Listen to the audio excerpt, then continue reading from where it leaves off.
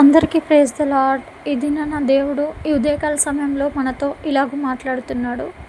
యెషయా 33:21లో ఇలాగూ వ్రాయబడి ఉంది, యెహోవా ప్రభావం గలవాడై మన పక్షమున నుండును అని.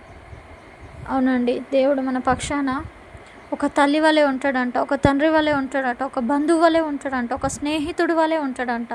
ఇప్పటి వరకు తెలుసా, మనం ఈ లోకయాత్ర ముగించే వరకు, మనము ఈ లోకంలో కన్ను మూసి ఆ యొక్క నిత్య రాజ్యంలో కళ్ళు తెరిసే వరకు మహాప్రభావం గలవాడై మనతో ఉంటాడంట. మన పక్షాన వ్యాజ్యమాడతాడంట, మన పక్షాన యుద్ధం చేస్తాడంట. మన శత్రువులు మన పైకి వచ్చినప్పుడు ఆ యొక్క ప్రభువే మన పక్షాన ఆ శత్రువుతో యుద్ధం చేస్తాడండి. కానీ అది ఎప్పుడు తెలుసా, నువ్వు దేవుడి మాట ప్రకారం జీవించినప్పుడే, ఆయన ఆజ్ఞానుసారంగా నువ్వు బ్రతికినప్పుడే ఆయన నీ జీవితంలో జోక్యం చేసుకుంటాడు. మరి ఇక నుండైనా ఆయన ఆజ్ఞ ప్రకారం, ఆయన మాట ప్రకారం జీవించడానికి ప్రారంభిద్దాం.